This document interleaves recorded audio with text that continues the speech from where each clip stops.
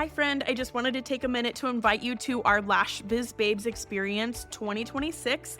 This is a one-day all online event happening on May 2nd, and our theme for the year is going all in. We are shaking things up and doing it differently than anyone ever has before.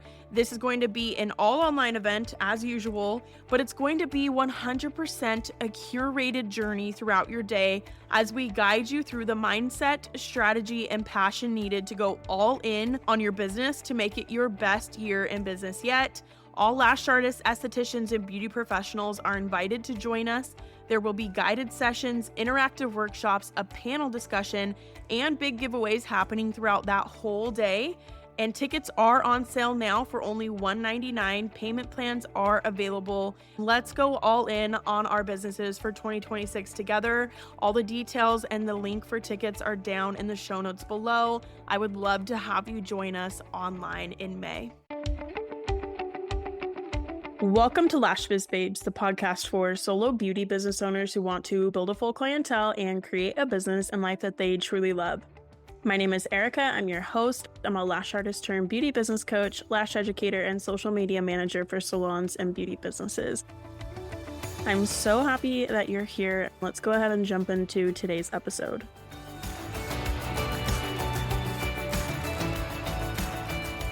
Welcome to this week's episode of Lash Biz Babes. My name is Erica. I'm your host, and this week we're going to be talking about different online platforms and tech to be using inside of your lash or beauty business. I'm just going to share some of the different online platforms that I have used to run my businesses over the years, the ones that I liked, the ones I didn't like, the ones I would recommend, and maybe ones that I don't recommend as much. And as I started writing these things down, because I was like, okay, I want to have a list. I don't want to forget anything. I've realized how many different online platforms and things that I've utilized or tried over the years. So I'm just going to give you my honest opinions on things, what I have used. There's honestly so many other platforms out there other than the ones that I'm going to talk about today. So don't feel like you have to be trapped in a box of only the things that I've used. If what you're using is working the best, that's great. But I just get DMs all the time asking me what online booking platform do you recommend? What online course platform do you recommend? What post scheduler do you use? I wanted to share some of those things with you guys today just to answer some of those questions and just share my honest opinions on all of the seriously so many different things that I've apparently used over the years. So we're going to start out strong. I've got a full list here. We're going to start out with content creation platforms. Now, I have tried some other ones other than the two that I'm going to recommend today, but a lot of them were outdated or they were just old. So content creation, when it comes to editing, creating your content, I use Canva and CapCut currently. I feel like those both are very user-friendly and get the job done. Obviously, there's other platforms out there. There's fancier ones. There's more sophisticated, probably even ones that are more professional than these for, creating your graphics or editing your videos. And I know it's funny because I'll see in graphic design groups or conversations about them talking down on using platforms like Canva for your business. There's definitely pros and cons, but the thing about it is most of us are solo beauty business owners or solo business owners in general, and we need something that's user-friendly and easy to use and straightforward, simple, that has multi-purposes to it, because we don't want to be paying for tons of extra platforms. And not only that, but most of us did not get into the beauty business to be creating content and graphic design and all of that stuff. So platforms like Canva and CapCut just make it easy for you. Canva, I'm sure you've probably used it before, but if you haven't, there's all kinds of templates on there. You can create Facebook posts, Instagram posts, videos on there. You can honestly edit your videos in there too. I don't recommend editing videos in Canva. I feel like the capabilities that it has, the features that it has for editing videos are very limited, and I feel like it's just kind of hard to do. I've edited my online course videos in there before, and I just didn't love it. So I don't recommend that part, but you can, if you wanted to edit a reel or something in there, you absolutely could.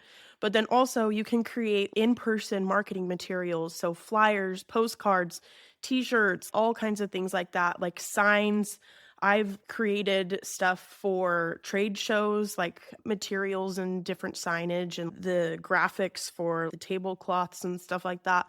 So there's a lot of capability that you have, which I think is what makes Canva nice, is that you do have so many different options and it's easy to use, it's user friendly, and it's cost effective as a small business owner. So don't let people talk you out of using it because it's not like the most professional thing that graphic designers all use. Because honestly, when I first started out as a lash artist or, really went solo as a business owner, and this was, 10 plus years ago at this point, but like I got caught up in like seeing threads of graphic designers talking down on Canva. So I didn't use it because I was like, oh, that's like, oh, you're not supposed to use that. You don't look professional if you use that, whatever. Got caught up in these opinions of other people when I should have just been using it to begin with because it's just so much easier and you can get everything done and it's cost effective. So that's just my opinion. CapCut. I used to always do it on my phone, but now, and even Canva, I used to always create everything on Canva, CapCut on my phone. It's so much easier on a desktop. So just a little thing with that. I just feel like it's easier to do, it's faster to do, and there's more features and capability, in my opinion, when you're editing on a computer or a desktop. So those are the two that I still currently use, even for our social media management clients. It just keeps things organized and streamlined for us. Next thing I'm going to talk about is online booking platforms. So I'm going to try and touch on the ones that you guys might be using the most right now. So I personally only ever used Square when I was a lash artist, when I was still actively taking beauty clients. That was just, for me, in my brain, I've got ADHD and I have a hard time making decisions sometimes. So for me, there's often times where like I get decision paralysis and I'm just like, okay, I just need to go for one and get it done. Then I don't like switching after that. Like I'm going to stick with it unless I absolutely need to change.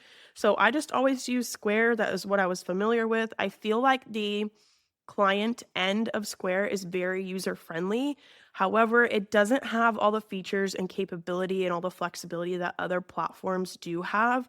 Because like when I had other lash artists working with me, and I don't know if they do this now, they might do this now, but when I was using it, and this was even just, a few years ago, you couldn't add on like a second service provider and have the client pick who they wanted to book with. So it wasn't really a great one if you had any type of team or if you wanted to have multiple providers on there. So that was kind of a pain. You couldn't block people from booking. What else? There were a couple other things that I was just like, oh, you couldn't take deposits. And so just, I don't know, there was just certain things I was like, I don't love that part of it. So it definitely has its pros and cons, but that's just what I used. I also used that for like my website and stuff. We'll get to that here in a bit. But there's also ones that are like Gloss Genius. We have a few social media management clients who use Gloss Genius and like it. Personally, for me, on the client end, I don't love Gloss Genius for the client experience part of it. That's just my own personal opinion, but everybody's different. So Gloss Genius, I feel like this one is a little more luxury in a sense of like, I feel like it's a nicer platform. Like it looks better aesthetically for on the client end.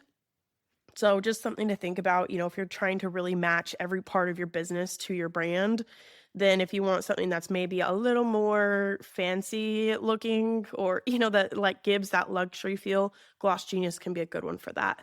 Vagaro, I've personally never used Vagaro, but I do have friends and social media management clients who have and do use Vagaro. I've heard good things about it as far as like it's good if you have a team, because you can do the multiple service providers and stuff. I've booked with Vagaro on the client end, no problems with that. So that's also a really good one that you can try. Also, there's a lot of newer online booking platforms that I'm not as familiar with, but like some of our social media management clients have some new ones. And there's just a lot of really great capabilities and flexibilities. They're creating ones specifically for like beauty businesses now, which is awesome because it really fits like our needs and what we need as business owners for our specific business type. So, when you're looking for an online booking platform, my biggest recommendation is to find one that has the features that you're wanting. Like, so if you're wanting to take deposits, you're wanting to have multiple service providers, like compare and contrast all of the different features on the platforms that you're considering and decide which one is going to be the best for you. And you can always change that in the future. It's definitely a pain in the butt to switch over websites and booking sites, but you can always adjust in the future if you need to or if your needs change. But don't feel like just because someone else is using a certain platform that you have to use it too. Like, figure out what's going to work best for you and your business. And, obviously that takes into consideration budget and, all the costs and things for using it. But I do really highly recommend using some type of online booking just with the modern digital world that we live in today. It's easier and it's more convenient for clients to book on their end. And in my experience, my clientele built so much faster when I did have online booking compared to when I used to book over like text or DM. So it really comes down to pros and cons, but you just have to consider that it's easier, it's faster. You're going to build your clientele faster that way because clients don't have to wait to go back and forth with you. They can immediately see if you have availability that fits their schedule or fits their needs. They can get all that information that they need right up front, and they can book with you while they're thinking about it, while they're looking for somebody to book with, instead of having to wait for you to respond and then moving on to somebody else who has online booking and then where they could do it just right away. So things to take into consideration: it is obviously an expense depending on which platform that you use. There are some free ones out there, but the capabilities I feel like are very limited. And I feel like the nice part of using online booking, other than what we just talked about with being able to build your clientele faster and how it's easier, more convenient for clients, it's easier, more convenient for you. It keeps it all organized. You can collect emails, you can collect consent forms on there for some of them. You can your clients can be canceling, rescheduling their appointments. So especially as your clientele gets bigger, the management with just the pure number of clients that you have at that point is so much easier on your end because your clients can go in there and do what they need to do and you're not having to manually do it all yourself. Just keeping track of everybody, client notes, all of that stuff. It just makes your life so much easier to have that online booking. So I feel like it's definitely worth the business expense. And obviously that's also a business write-off every year. So make sure you're writing these expenses for any online platforms that you are using for your business off on your taxes. So the next thing I'm going to talk about is post schedulers. So honestly, I used to use, that's a lie. I was going to say I have not ever used any other ones, but that's a lie. I did use Planoly back in the day, but I didn't really get super into it and I didn't use it very consistently. So I can't give you a super good opinion on that one. What I did like about Planoly is that you could see, and I don't know if it still does this, I would assume, but like you could see and test out what your Instagram grid would look like. And then you could decide like what cover photo to put on there or which post needs to go in what order, right? So that was nice, but I didn't really use that one a ton. Meta, obviously you can schedule Facebook and Instagram posts from Meta Business Suite. Honestly, Meta is a pain in the ass to work with. I feel like the interface of what that looks like and how to use it literally changes all of the time. I just feel like they make it so complicated and I don't love it. And I don't feel like it's consistent. It kind of bugs out sometimes. And it's so interesting to me from like a social media management perspective because sometimes the interface even looks different from client to client. Like Meta Business Suite and the scheduler will, like, the way it looks and the way you use it is different from like one client to another. So it's not even consistent across the board for everybody. And I don't love it. I don't feel like it's a bad thing to use, but I personally don't love it. It's not very user friendly in my opinion. So we currently use Metricool, and this is the only one that we've ever used for our social media management business. There's other ones out there, but I feel like this one is A, the most cost effective, and B, has the most capabilities for you. And that's something that's really important to me with like sharing recommendations with you is like, I know you're a solo business owner and like cost is something to take into consideration and usability, the features. I want to help you find platforms to use that are cost effective and give you the most capability of as far as options go for like what you can use it for. So I feel like Metricool really does that because you can literally schedule the same post to multiple different platforms with one upload. So the nice part about this too is you can upload the post, say you have a photo with the caption and you can click which platforms you want to post it on, Facebook, Instagram, Google. You can even schedule things to TikTok on there. Even other platforms outside of that, you can schedule to X, you can schedule to Threads, you can schedule to Pinterest, and tons of other ones too. But the nice part is that, put the photo in there, put the caption in there, you can click which platforms you want to upload to, and then you can go in and edit by platform. So if you want the caption on Facebook to say something different than what you put on Instagram, you can still upload it at one time, but you can edit it so that the Facebook caption is different than what goes up on Instagram. But it still all uploads and schedules at the same time. So I love just the capabilities that this has, the flexibility of features that it has. I feel like it is generally pretty user-friendly. I consider myself to be a techie person. Like I can pick up on new platforms pretty easily for the most part. And this one I feel like was pretty straightforward to catch on to and pretty user-friendly, especially if you are at least some level of like tech-friendly. If you're not super tech-friendly, it might be a little confusing at first, but I feel like it's pretty easy once you do figure out, where everything is at. And not only that, but it does have a free feature. You can only schedule, I want to say it's 50 posts a month or something like that with the free version of it. But if it's just you, that's the nice part, is that you can schedule things and there's no cost to it really, as long as you're staying within that like limited number of posts. It also doesn't give you as detailed of reports if you are on the free version, but generally speaking, the features that you do have access to as a solo business on the free tier are pretty good, pretty awesome, and very user-friendly. The other thing I really like about Metricool is that you can generate more detailed reports than like what your Instagram dashboard gives you. So as far as like stats go with, your followers increase or decrease, your website clicks, your calls, like it gives you really detailed reports on that, where your followers live and things like that. So it's really nice to get those stats to kind of inform your strategy. And then that's something for us specifically with social media management that we're really looking at, obviously. But it's there for you as well as a solo business if that's something that's important to you, to see how your posts are doing online and kind of compare and contrast which platforms are working the best for you right now, or maybe where you need to make some changes to make it work better for you.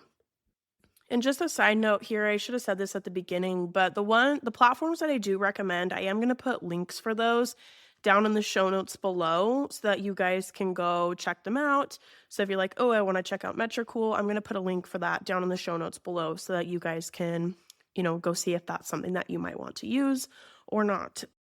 Links are in the show notes. The next one I'm going to talk about is photo storage. Honestly, the photo storage on your phone is just fine, but I think the problem with organizing and storing photos or videos for your business specifically, like your business photos and videos, is that a lot of people will take the pictures or the videos on their phone and then it will sit mixed in with all your personal photos, and then you have like billions, no, I shouldn't say billions because that's exaggerating, but like you'll have literally hundreds and sometimes thousands of your business photos mixed in with your personal photos, and it can be kind of hard to find some photos and videos when you need them, and which makes it hard to repurpose content because then you're sitting there scrolling through everything for so long. So I think what makes photo storage a lot easier and more simple for you is when you have it organized. If you haven't been doing that, it does take a hot minute to get it all organized. There is some good legwork behind that, but I feel like it's so worth it because it makes your life so much easier when it comes time to create content or even repurpose content.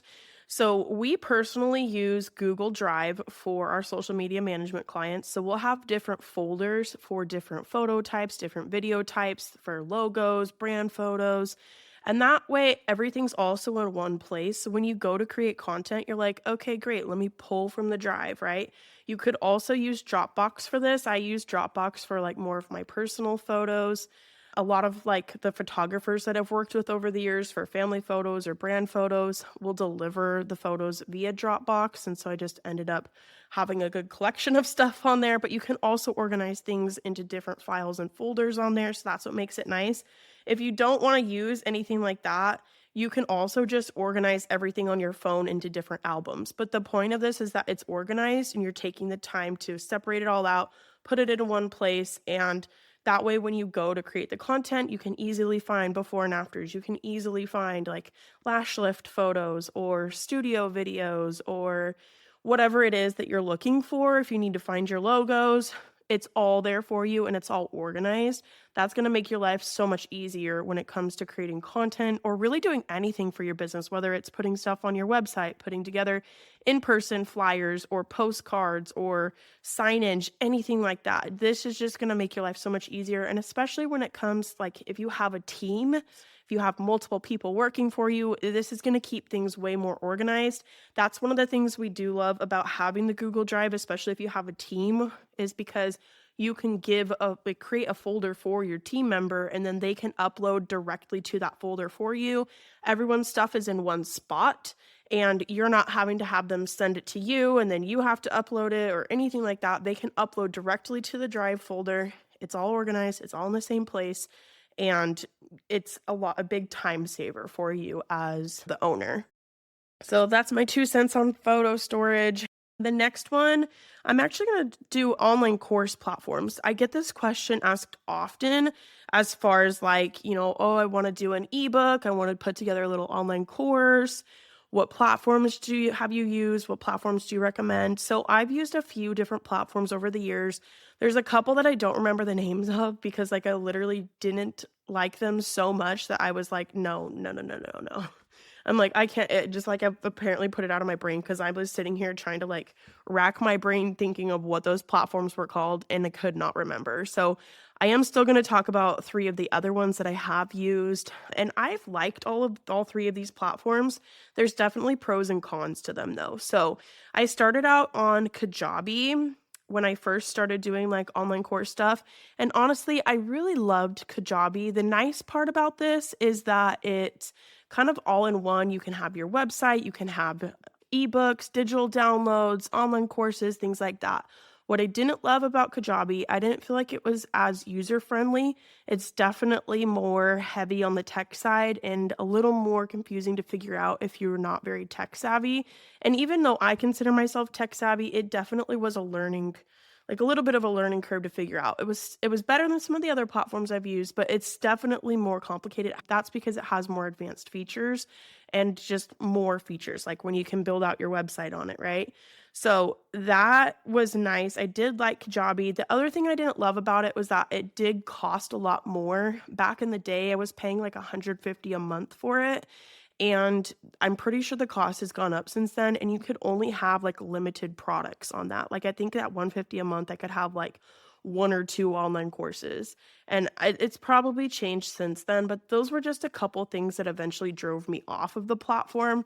Was like, yes, it's nice that you can host everything on there and it's all in one. And when you think about it, you're like, okay, if I'm using that as my website, as my email list, as my online course platform, if you're really utilizing all these different features on it, then the cost can be worth it because you're not paying for multiple different platforms and it's all in one place. So you really have to consider the pros and cons of that. I did like using Kajabi, but what eventually drove me off of it was that as a solo business owner, the cost of it was very high.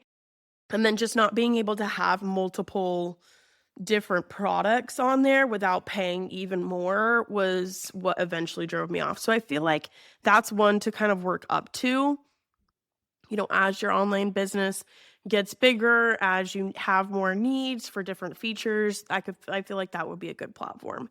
The other one that I used for probably the longest was Teachable. And I will say I did like this platform. I feel like it has a lot of great features. It does have more of those advanced features as well. And it can be kind of all in one with like you can create your sales page and your website. You can email your students and stuff from there. It didn't really have, I don't think, like a full email marketing platform side of it. But even with the email stuff it did have, I didn't love the interface for it. I didn't love the capabilities that it had for it and like the design of it or anything, like how the emails would look when they would go out. And also, I feel like it was kind of glitchy sometimes with the emails, just as far as the formatting would go and who it would send it to and who it wouldn't. I don't know. I just didn't love that part of it. The other thing with Teachable was that I feel like it was definitely probably the biggest learning curve out of any of the online course platforms that I've used or tried over the years. I don't know why that is, but I just feel like it wasn't as user friendly. It wasn't as intuitive, like it didn't just automatically make sense or flow to me. And like I said, I consider myself to be pretty tech savvy, so like it took me a bit. It was a learning curve to learn this platform. That being said, I do feel like it was good. And ultimately, what drove me off of that platform to switch was I just feel like it just wasn't very user friendly.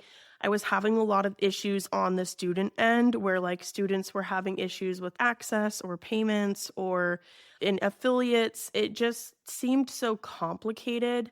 And I just had so many people reaching out with not complaints, but just like, oh, I'm having an issue with this, or I'm having an issue with this, and I'd have to go in and fix something. And, maybe some of that was my errors or like I didn't set it up right.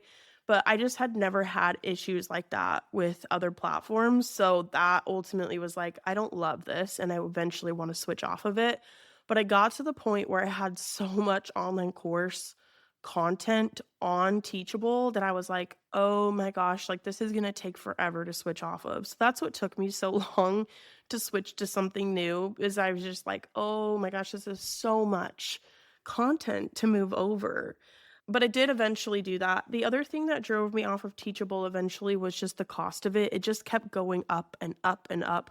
I think I started originally, and I don't remember exactly how much I started paying for it originally, but it was less than $100 a month. It was like maybe $50 to $90 a month to use. You could have multiple products, digital downloads, ebooks, things like that. You could do affiliate links with other people, sharing their link for the stuff. You had all the features, but then as the platform grew and their features changed, their plans changed, just like any other platform, and the cost just went up and up and up. And it got to the point where it was even more expensive than what I had been paying for Kajabi. I just looked it up in my email how much I paid for it, and I was paying $189 a month for Teachable. And also for me, I got to the point where it was like I wasn't really using the online course platform as much. I was mainly using it for the online conference that we do every year. And so I had to maintain that cost every single month so that people could have lifetime access to their courses, because that's something I've always offered. I don't love when conferences are like, you have 30 days to listen to 50 different presentations and then you're not going to have access. No. So I've always made it to where our online events that you have access to the replays after the fact, you can watch them whenever. But at $190 a month, when that's really the only time of year that I'm consistently using it actively, is like May of every year, I was like, this is a lot. That's ultimately why I decided to switch. Just the user friendliness of it and the cost of it was just too much for me. And so we ended up switching to StanStore, which is what I'm currently using for the online conference stuff. It has all of my online courses, ebooks, everything online product-wise that I have created or used is all on StanStore now. I do feel like there's pros and cons to this, but some of the things that I've really liked about StanStore is that it's very user-friendly. I feel like it's very straightforward. It's easy to figure out. It's easy to use on my end, and then it's easy to use on the customer end. I've actually set up one of our clients' online courses on StanStore, and that's kind of how I got familiar with it before I even switched to it. And what I like about it is that it's more cost effective. So I think it's like $29 a month or something for the basic plan. And then if you want the upgraded one, it's like $99 a month, $90 a month, something like that. But even on the lower tier plan, like I feel like you have a lot of capabilities, you have a lot of features, there's a lot of flexibility with what you can do on there, which I really appreciated. And not only that, but you can have multiple different products, ebooks, online courses. You can have a community group there. Like, I just really appreciate how user friendly it is. It's more cost effective as a solo business owner, and it has a lot of the same features as some of the other platforms. I will say I don't feel like it has as advanced of features as, say, Teachable or Kajabi does, but that's just not, I didn't need those. So again, it's just figuring out there, because there's other online course platforms out there. There's all kinds of different ones. I've seen like school advertising. It's SKOOL. I've seen that one advertising on Facebook for like, are you a lash artist? We want you on our platform. And like, there's a lot of different ones out there. The point of it is that you need to figure out what features they offer and what you need and pick what's going to work best for you. So that's really what it's come down to for me when I'm like deciding, is obviously like budget comes into effect of like, what can I afford every month when you are solo, but then also just like the features of what you need and what you don't need. I just got to the point where it was like, with Teachable and Kajabi, like I don't need all these advanced features, and I'm paying like with Teachable like close to $200 a month to upkeep this platform for our students, when I don't need all these advanced features and when I'm not even really actively using it throughout the year anymore. I used to use it a lot more, but I don't. Like, it's mainly what I keep that up for now is the online event, the online conference we do every year. So figure out what works best for you. Those are just some of my experiences with some online course platforms. Next, I'm going to go into project management platforms. Now, if you're solo, you might not really need to use a project management platform, but it can be nice for keeping track of like clients. It can be nice for keeping track of inventory. You could keep track of your bookkeeping spreadsheets on there. You can keep track of just your day-to-day tasks of what needs to get done and just keep yourself on track and really organized. If you're someone who thrives off of to-do lists and keeping really organized, like you're more type A, then a project management system might be really helpful for you, not just with your business, but with your personal life as well. So I have used a few before. I've used Trello before. I don't think it was bad by any means, but I didn't use it a lot.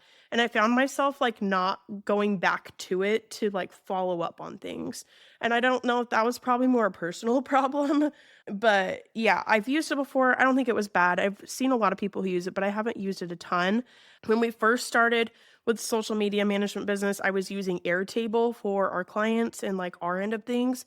I liked this platform, but overall, I just feel like it wasn't as I think it came down to like user friendly again for me. It just seemed to be a little more complicated and I don't want to say clunky, because it wasn't a bad platform to use by any means. Like, it was fine. It was a good platform. Like, it kept things organized.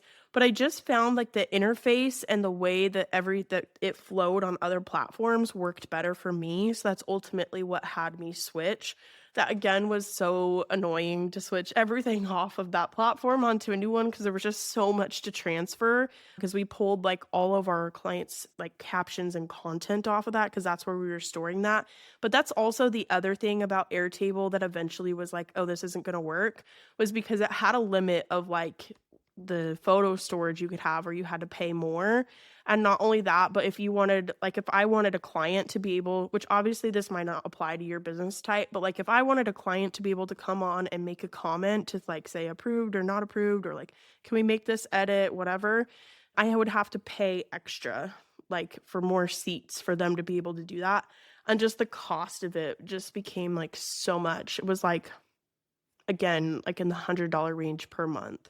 And when you come down to it, it's like, okay, maybe that's not that much. But when it comes down to it, you add up all the different platforms you're using. Next thing you know, you're spending $1,000 a month on platforms. And as a small business, as a solo business, like that's just not always sustainable cost-wise, depending on what your expenses and what your income is, like your revenue is. So yeah, that was just something I was like, I don't love this. Like, I want to switch, because I needed something that was more user-friendly for our clients as well.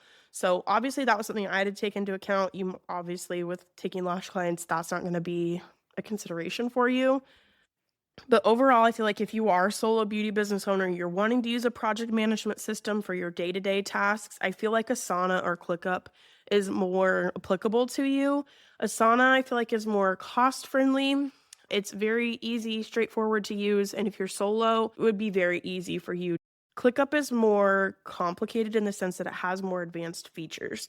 So like that's the next platform that we're going to be switching to. We currently use Asana for all of our internal operations and all of our like client calendars and their portals where they can approve or request edit for contents. I like Asana. I like the way it flows. I like the way that it looks. And I feel like as a solo owner, it can help you be very organized.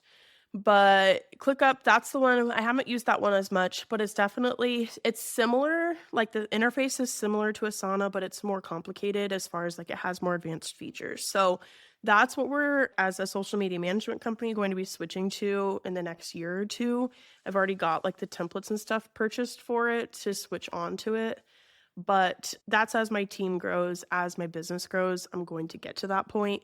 It's just more user friendly for us with the needs that we will have at that time. So again, it's coming back to which one offers the features you need and being able to use one that's going to work the best for you.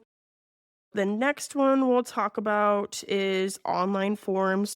I've seen a lot of people who use Jotform. I personally have never used it, but there's a lot of people who use that in the beauty industry. So that can be a really great one. Obviously, Google Forms is easy that you could use that as well. I used DocuSign for our online consent forms that we sent to clients before they came in for their first appointment.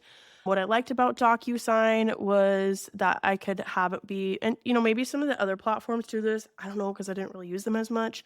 But DocuSign, I basically took our branded consent forms and then added like the boxes for where they needed to sign or initial or, fill out the information.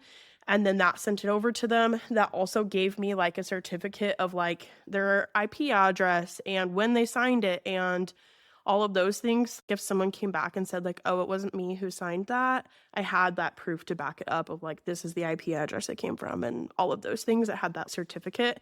Honestly, the reason I started using that was when we bought houses, that's what our realtors were using to have us sign paperwork online. So I figure if it's legit enough for a house purchase, then it could be legit enough for a lash business. So that's another reason why I used it, but I just liked it kept it all organized, and that was just what I used. Obviously, there's other ones out there. Pick what works the best for you.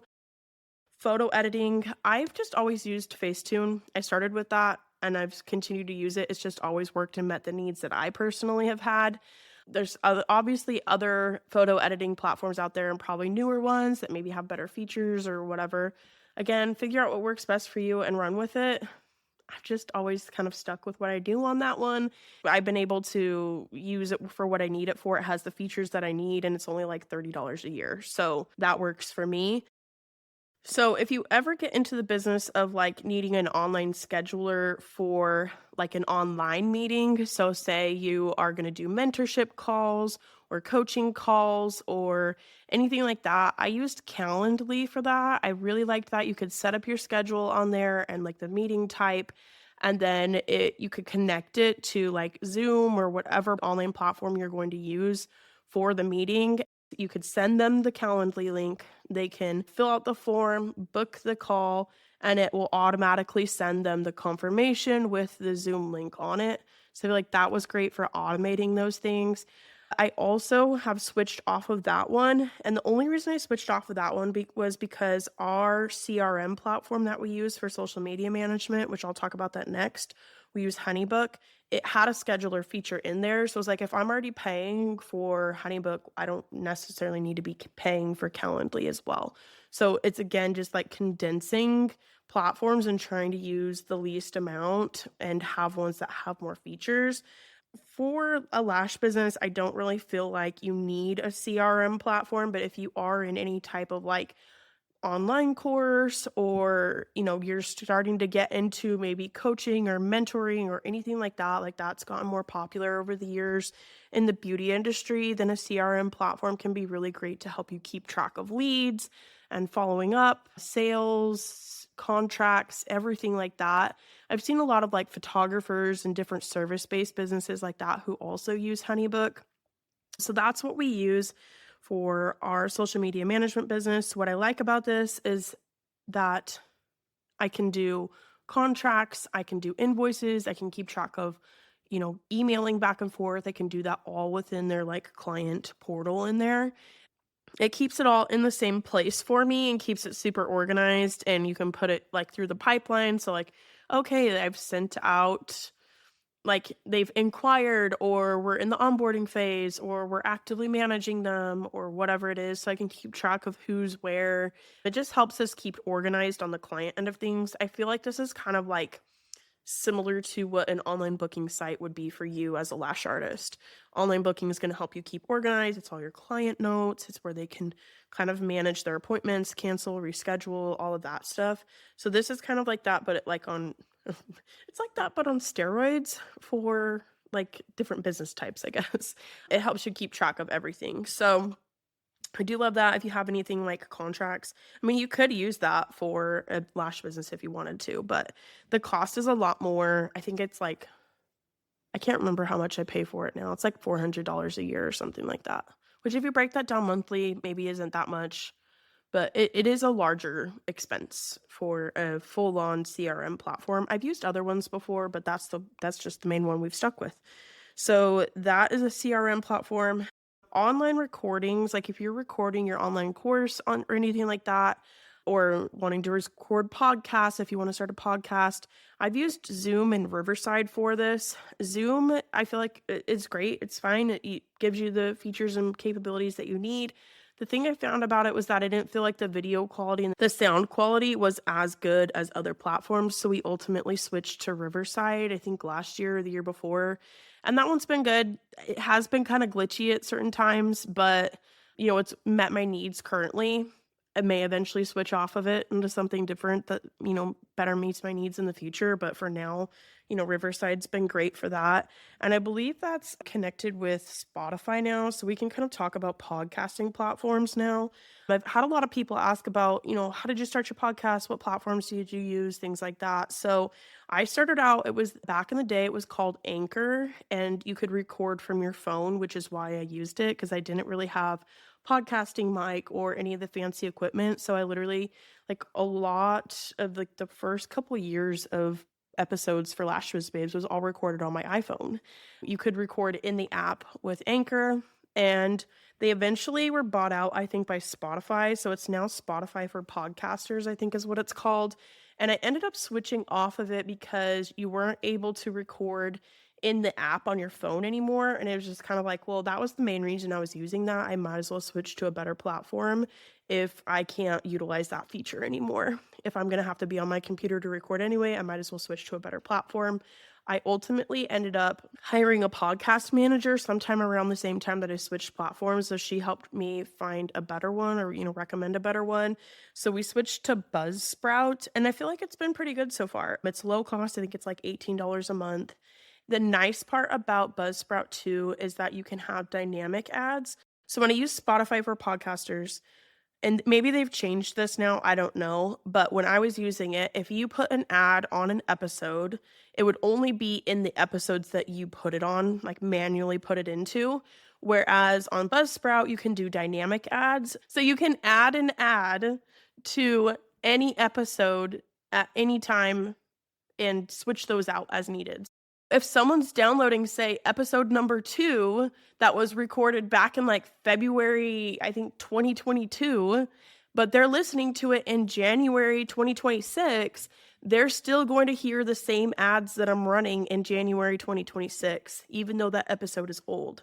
So, and then I can switch those out at any time, and it changes with every single episode. So like when we have sponsorships, or I'm running, an ad for the online event we're doing, the online conference we're doing, it doesn't matter what episode someone downloads at any point in time, they're still going to hear the current things that we're running ad-wise. So that is a nice feature with having the dynamic ads. I do recommend that if you're podcasting and eventually want to monetize your show, or it's going to grow and get bigger, I would recommend going with something that does have dynamic ads. I've not ever used any of the other platforms. I know there's other ones out there that a lot of people really love. My podcast manager does a lot of the back end on that, but even anytime I've gone in there, it seems very user friendly. I can find things easy. It walks you through how to put your show on all of the different platforms, Apple, Spotify, Google, and actually, I don't know if you can do Google anymore, but Amazon, all the different platforms for podcasting. It helps you walk through very easily how to put your podcast on different platforms. I loved that about it. Those are the two that I've used. I would recommend Buzzsprout currently. Looking through my list here, we haven't talked about email marketing. A lot of online course platforms actually have email marketing embedded in with it now. So if you do want to do email marketing, I would recommend finding an online course platform that has it for you so that you can have it all in one instead of having to use multiple different platforms. I currently use kit.com. I haven't used my email list in a while, but that's where everything that I do goes out of. You can do paid digital downloads off of that too. So that's one thing that I like about it. Because I had a Square booking website, I used the Square website because you could add a whole website to that. And then I also used to use that for email marketing for our lash clients. So that's kind of like the bundle that I had. I just used my online course platform for all of that. I feel like the email marketing on there is fine. It has good features. And if that's the online course platform you're already using, then great. But yeah, I would definitely just look into an online course platform that has email marketing and use that because I think that's the easiest for you. And then you're collecting all of your clients' emails. You can send out a newsletter every month to even keep your current clients up to date, or maybe past clients who haven't booked in a while up to date with what's going on. And you can communicate with them there. Website wise, a lot of booking websites have the capability of you actually creating a full on website with it now. So that's what I would recommend. Find the online booking website that's going to work best for you and see which ones do have a full on website with it that you can build out. A lot of these are going to be pretty user friendly for a solo business owner to set up themselves because they recognize that that's who's going to be doing it, not a professional. The only thing I'll say with websites is that I did find that our clientele built faster when we did have a full-on website versus just a booking site.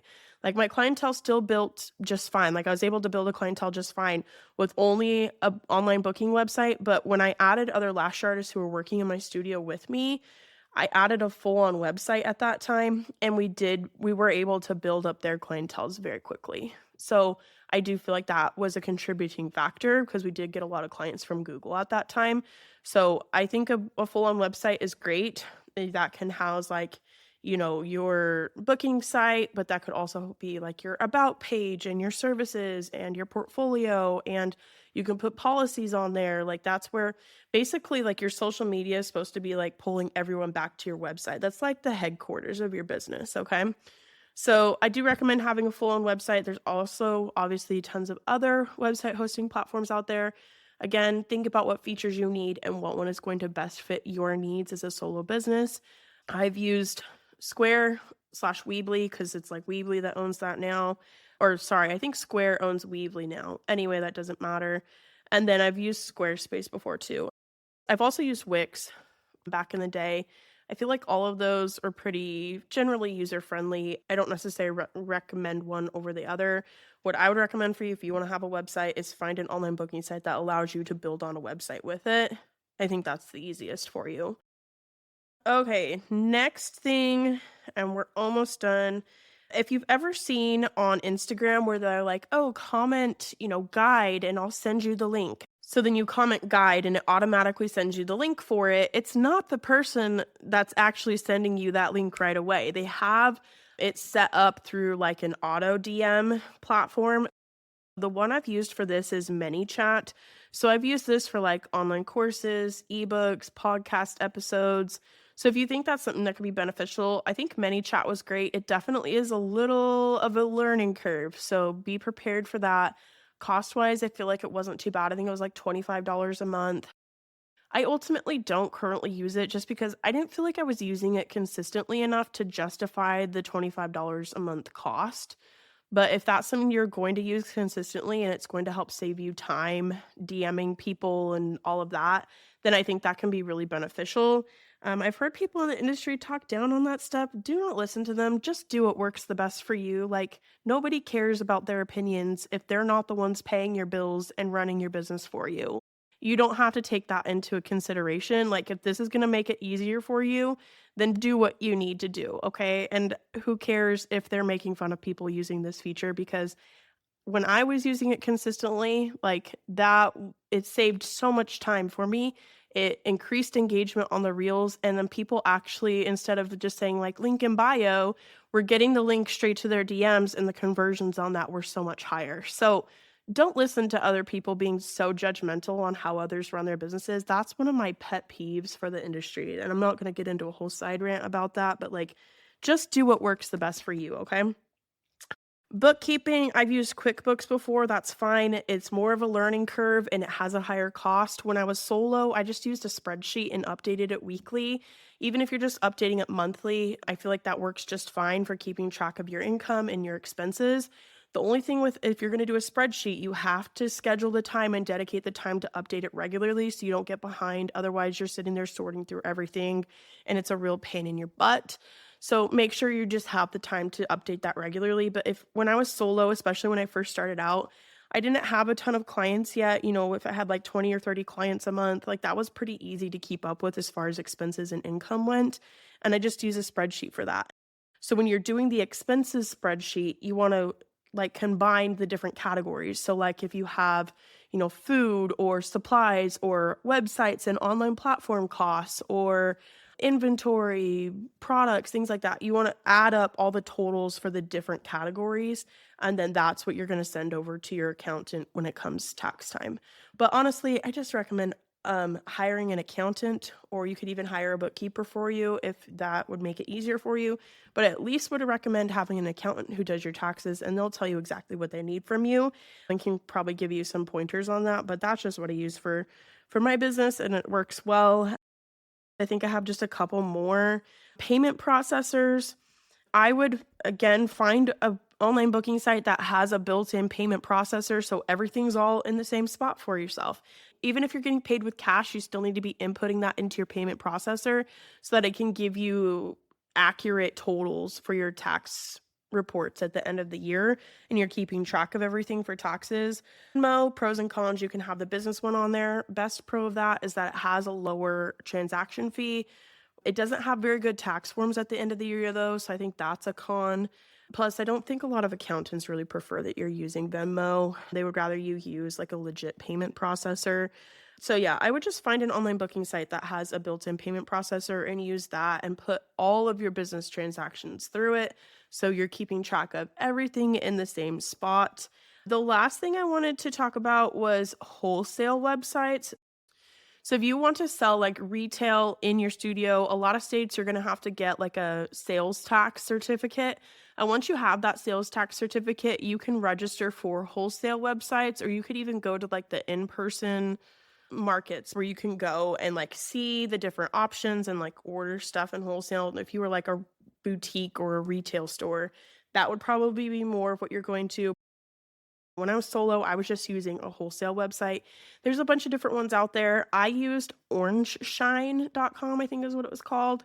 So many different options. It's kind of overwhelming, but you can find like jewelry, clothes, scrunchies, shoes, like literally any type of retail thing that you're looking for. You can find wholesale on websites like this. So I had like jewelry, hair scrunchies.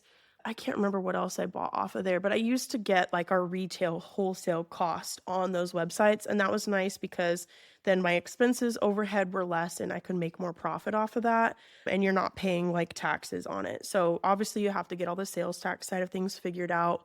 Your accountant can help you with that, but I used orangeshine.com for wholesale purchases. So I think that's everything. That was kind of a lot, but I'm going to leave links in the show notes for you. I hope this was helpful just to kind of hear some different pros and cons of different platforms. Like I said, I get these questions a lot in my DMs, so hopefully this can help answer some of those if you've ever been wondering. But yeah, if you do have questions, feel free to reach out to me on Instagram at XOEricaShram. I'm happy to help out as much as I can. And thank you so much for listening. I hope that you have the best week.